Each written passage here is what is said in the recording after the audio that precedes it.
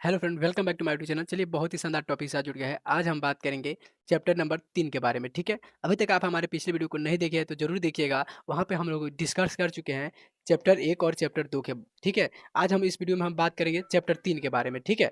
जो हमारा ये चैप्टर चैप्टर जो है आपका 3 है, ठीक है? ध्यान रखिएगा, ये चैप्टर 3 है और 3 बहुत ही आसानी से आपको समझ में आएगा। आज का जो है क्लास है, थ्योरी क्लास है। हम लोग डिस्कस जो इसका पर्सनली डिस्कस करेंगे उसको 1 पॉइंट जो 1 और 1.2 3 तक ही है, तो इसको अगले वीडियो में डिस्कस करेंगे। तब तक हम लोग इसको आज थ्योरी कंप्लीट करते हैं, ठीक है? थ्योरी में आपको क्या ध्यान रखना है कि निर्देशांक ज्यामिति, सबसे पहले आपका क्या होता है, यहाँ पे इसको एक आप यहाँ पे एक फिगर ड्रॉ कर लीजिए, ठीक है?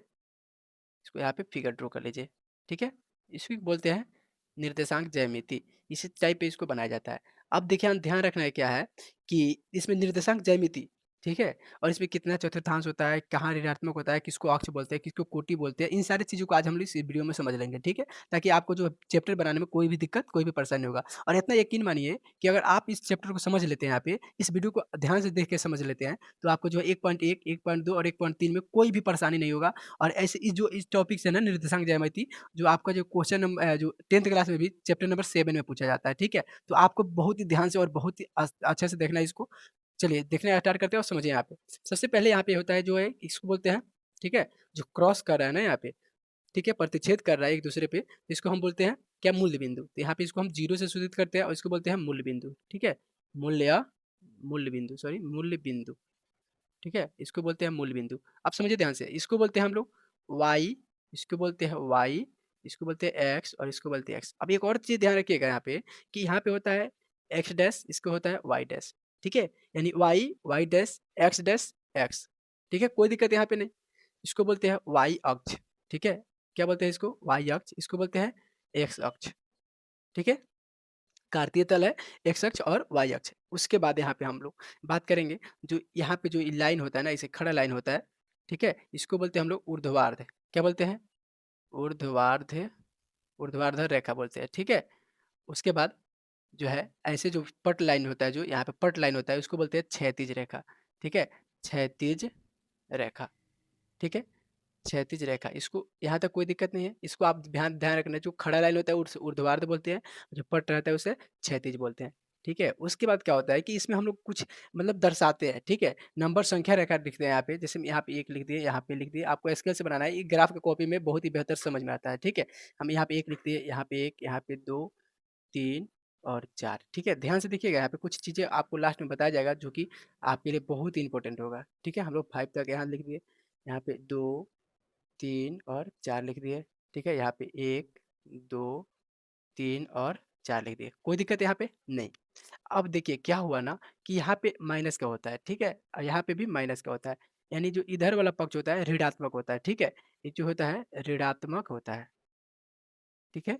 और ये क्या होता है? धनात्मक होता है, धनात्मक होता है। अब एक और बात ध्यान रखना है आपको कि क्या याद रखना है आपको कि ऋणात्मक और धनात्मक, ठीक है?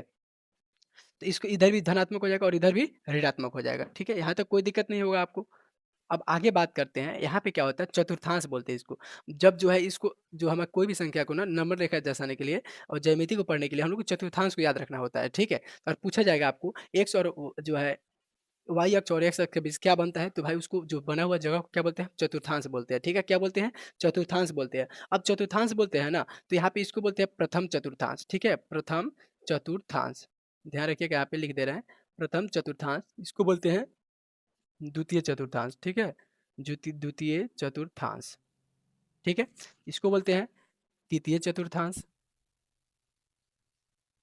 ठीक है? और इसको क्या बोलते हैं हम लोग? चतुर्थीय चतुर्थांश, चतुर्थीय चतुर्थांश, ठीक है? यहाँ तक कोई दिक्कत नहीं। और सॉरी, यहाँ पे 100 होना चाहिए, क लिख दिए मिट्टी, ओ यहाँ पे भी वही है। चलिए ठीक है, यहाँ पे प्रथम, द्वितीय, तृतीय, चतुर्थीय। अब एक और चीज़ आपको यहाँ ध्यान रखना है कि आखिर में धनात्मक किसमें होता है, ऋणात्मक किसमें होता है, वो सारी चीज़ें। देखिए यहाँ पे जो होता है, ये होता है प्लस प्लस, ठीक है? Plus plus. यहाँ पे क्या होता है, तो यहाँ पे होता है जो है माइनस प्लस, ठीक है? यहाँ पे क्या होता है, तो माइनस माइनस, यानी दोनों ऋणात्मक होता है। यहाँ पे क्या होता है, तो प्लस और माइनस, ठीक है? इसको ध्यान रखिएगा, इस सिंबल को ध्यान रखिएगा। अब क्या होगा ना कि आपको क्वेश्चन किस प्रकार के पूछा जाएगा, इसको भी समझते चलते हैं साथ साथ में। और हम बोले 3 और 5 इस किस किस चतुर्थांश में आता है, तो आपको बताना है किस में आएगा बाबू? तो ये दोनों प्लस है, यहाँ पे प्लस है, यहाँ पे प्लस है, तो यहाँ भी प्रथम चतुर्थांश में आता है। आपसे ऐसे पूछ दिया कि -3 और -2 किस चतुर्थांश में आता है? तो आपको याद है तृतीय चतुर्थांश में आता है। और आपको ऐसे पूछ दिया 3 और -2 किस में आता है? तो आपको बताना है कि भाई चौथे चतुर्थांश में आता है। फिर अगर आपको ऐसे एक और प्रश्न पूछ दिया, क्या पूछ दिया?